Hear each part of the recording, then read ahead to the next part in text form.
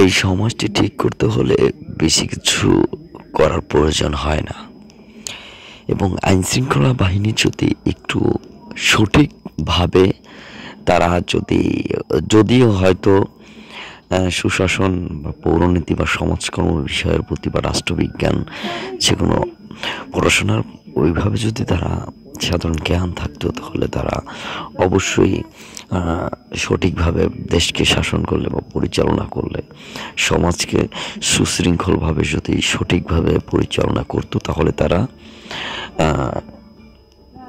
এতটা অ্যাডিক্টেড হতো না। যাই হোক, আপনারা যা দেখছেন একটা সম্পূর্ণটা থাকছে দর্শকদের জন্য।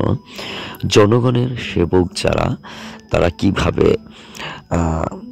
জনগণের সেবা না করে তারা অসময়ে এমপি মন্ত্রী আসলে যেভাবে একটা হই হুল্লা লাগাই দেয়, জাস্ট এটা হচ্ছে তার একটা নমুনা।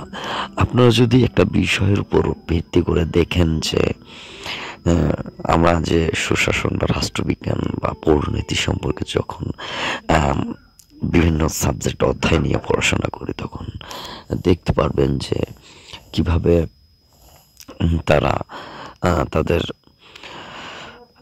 ক্ষমতা অপব্যবহার করে, এবং তারা অনেকে আছে না, 6 লাখ 7 লাখ 10 লাখ টাকা দিয়ে সরকারি চাকরি নিচ্ছেন, তারা সঠিকভাবে ডিউটি করছে না, তারা অন্যায় অভাবেই বেশিরভাগ আয়ের উৎস একটা দেখে নিচ্ছে।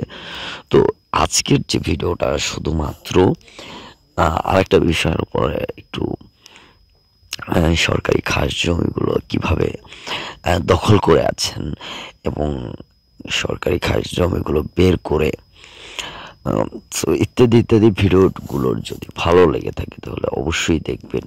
আর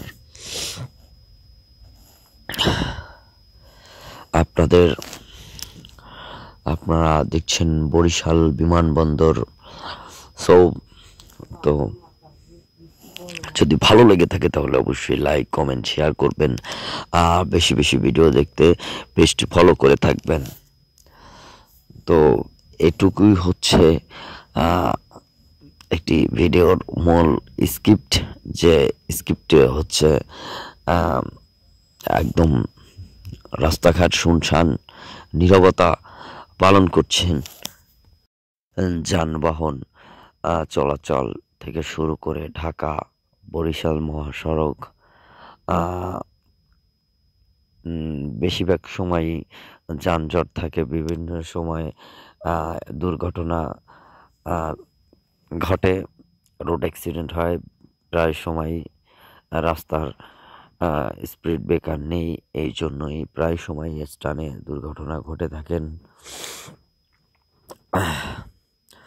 তো দর্শক, আপনাদের যে বিষয়টি দেখাচ্ছি বা তুলে ধরছি, ভুল ত্রুটি হলে ক্ষমা দৃষ্টি দেখবেন। আর ভিডিওটি থাকছে খুবই ইম্পর্টেন্ট একটি সাবজেক্ট। সো আরও ভালো ভিডিও, আরও সুন্দর কোয়ালিটি দেখতে আপনারা ভিডিওর সাথেই থাকুন।